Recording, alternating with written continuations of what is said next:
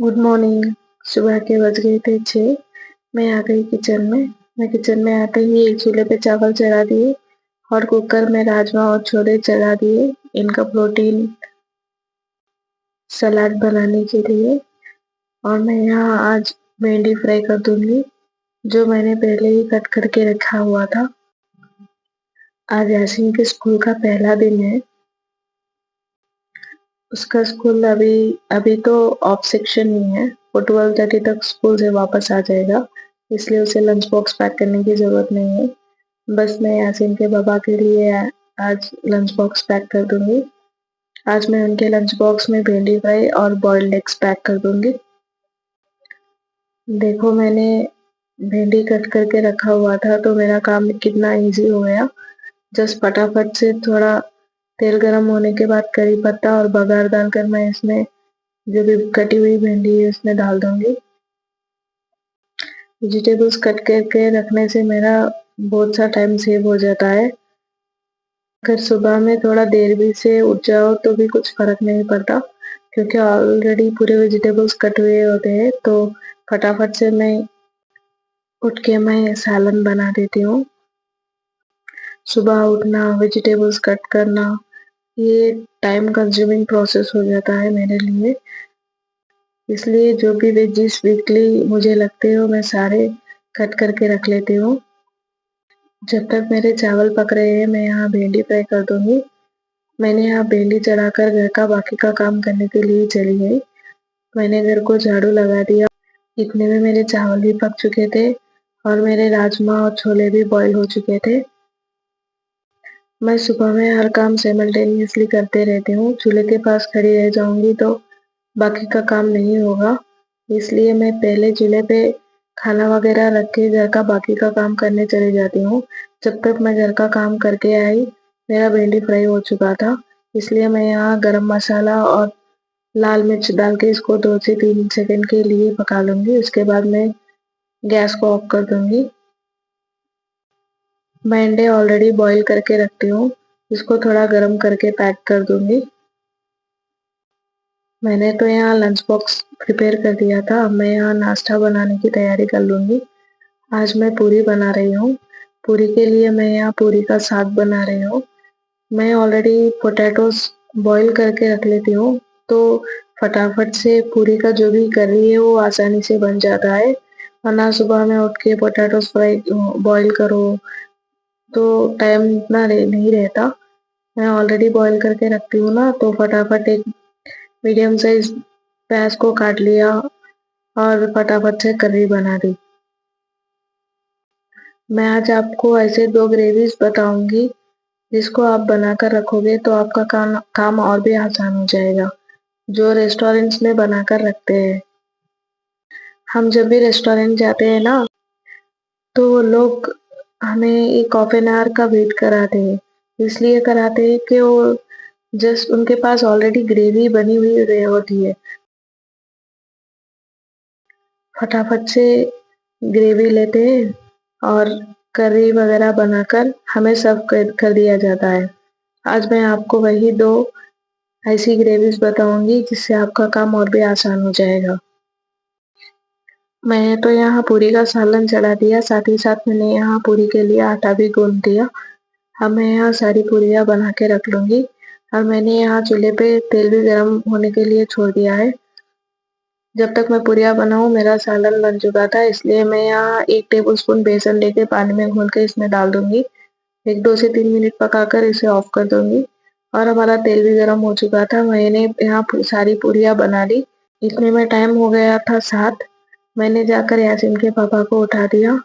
वो भी उठ गए और वो फ्रेश होने के लिए चले गए। जब तक वो फ्रेश हो जाते हैं मैं यहाँ सारी पूरियाँ बना लूंगी। उसके बाद मैं उनके लिए लंच बॉक्स पैक कर दूंगी। मैंने अभी यासीन को नहीं उठाया क्योंकि उसकी स्कूल तो 8:30 बजे तक है। तो जब तक यासीन के पापा नाश्ता वगैरह कर ले उसके बाद उसे उठा दूंगी मैं। जैसा कि मैंने आपको बताया था कि मेरे कजिन और मेरे मदर आए हुए हैं, तो हमें रात में सोते-सोते बहुत देरी हो गई थी। हम बात ही कर रहे थे कि टाइम 1 हो चुका था रात के। हमें सोते-सोते रात में 1 बज चुके थे। मैंने लंच बॉक्स पैक कर दिया और यासीन के बाबा ऑफिस के लिए निकल गए। मैंने यासीन को उठा दिया, उसको रेडी कर दिया, उसको नाश्ता वगैरह खिला के उसका स्नैक्स बॉक्स पैक कर दिया। आज फर्स्ट डे है तो मैं उसे स्कूल में छोड़ने के लिए जाऊंगी। उसे स्कूल में छोड़ के मैं आ गई घर वापस। मैं भी नाश्ता वगैरह करके आयरा को भी खिला दिया और मेरे मदर और कजिन हम सब ने बैठकर नाश्ता भी कर लिया और मैं आ गई किचन में। मैं अब यहाँ ग्रेवीज बना रही हूँ, जिसका मैंने आपको वीडियो स्टार्टिंग में बताया था। अब मैं फर्स्ट रेड ग्रेवी बना लूँगी। इसके लिए मैंने तेल ले लिया और सारे खड़े मसाले ले लिए और उसके बाद एक मुट्ठी भर काजू ले लिया। उसके बाद मैंने हाफ केजी के करीब ऑनियंस को इस तरह बारीक चॉप कर लिया। इसको मैं थोड़ा अच्छी तरह रेड होने तक अच्छी फ्राई कर लूँगी। जब ये अच्छी तरह फ्राई हो जाए, मैं इसमें 2 टेबलस्पून के करीब जिंजर गार्लिक पेस्ट डाल दूँगी। जब हमारा जिंजर गार्लिक पेस्ट का कच्चापन खत्म हो जाए, मैं इसमें 2 से 3 टमाटर जो बड़े साइज के हैं वो फाइनली चॉप करके डाल दूँगी। जब हमारे टमाटर भी अच्छी तरह गल जाए, मैं इसमें हल्दी, मिर्च, नमक और थोड़ा गरम मसाला डाल के इसको 2 से 3 मिनट तक तेल अच्छी तरह छूटने तक पका लूँगी। ये ग्रेवी आप आलू मटर की सब्जी, गोभी की सब्जी, अगर आप दाल पका रहे हो तो उसमें mutton curry, chicken curry, rajma छोला करी सब में यूज कर सकते हैं। अब मैं उस ग्रेवी को रेड ग्रेवी को ठंडा होने के लिए रख दिया। उसके बाद मैं यहाँ व्हाइट ग्रेवी बनाने की तैयारी कर रही हूँ। मैंने यहाँ 1 गिलास पानी ले लिया और हाफ केजी के करीब ऑनियन ले लिए। जब हमारा पानी अच्छी तरह बॉईल होने लगे, इसमें मैंने ऑनियन को डाल दिया। उसके बाद मैं यहाँ सारे खड़े मसाले डाल रही हूँ। मैं यहाँ काजू डाल रही हूँ ताकि ये एक अच्छा सा स्मूथ सा टेक्सचर आए हमारे ग्रेवी में। अगर आप चाहे तो मगज के सीड्स भी डाल सकते हैं, लेकिन उससे इतना स्मूथ नहीं बनता जितना काजू डालने से बनता है। और इसमें इसको मैं अच्छी तरह ढक्कन लगा के 2 से 3 मिनट तक पका लूंगी। इसके बाद मैं यहाँ 2 से 3 टेबलस्पून जिंजर गार्लिक पेस्ट डाल के और 10 मिनट तक पका लूंगी, जब तक हमारा प्याज अच्छी तरह गल जाए। जब तक हमारा प्याज गल रहा है, मैं यहाँ जो रेड ग्रेवी बनाकर रखी हूँ इस तरह सील बैग में कवर करके रख दूंगी। इसको ज्यादा ठंडा होने तक नहीं रखना चाहिए, वरना इसका जो भी अरोमा है, मसालों की जो भी खुशबू है वो खत्म होने लगेगी। जब ये रूम टेम्परेचर के करीब आते रहे तब इसको हम पैक कर देना चाहिए और इसको एकदम टाइट सील करके फ्रिज में रख दूंगी। देखो हमारी रेड ग्रेवी बनकर रेडी है।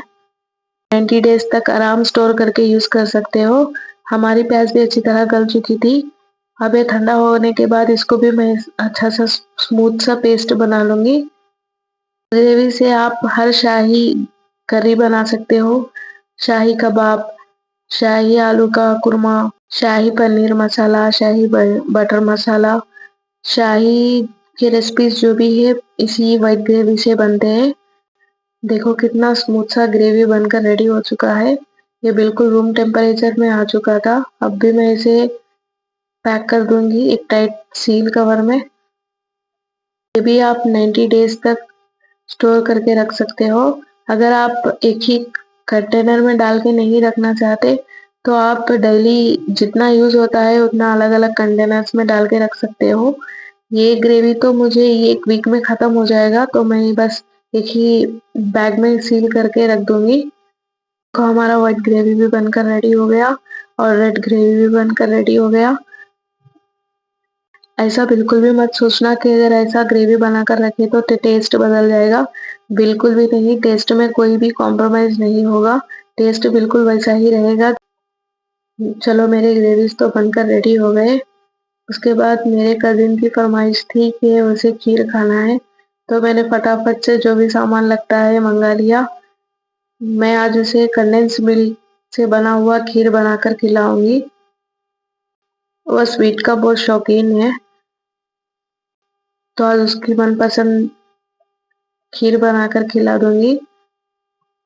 अगर आपको मेरा कंटेंट अच्छा लग रहा है, यूजफुल लग रहा है, तो प्लीज मेरे चैनल को सब्सक्राइब करो और शेयर करना मत भूलो। कमेंट तो बिल्कुल भी नहीं करते आप, प्लीज कमेंट करना मत भूलो। आपके कमेंट्स मुझे मोटिवेट करते हैं आगे वीडियोस बनाने के लिए। अगर आपका एक कमेंट किसी को मोटिवेट करता है तो उनको मोटिवेट करने के लिए कमेंट कर दो ना दोस्तों।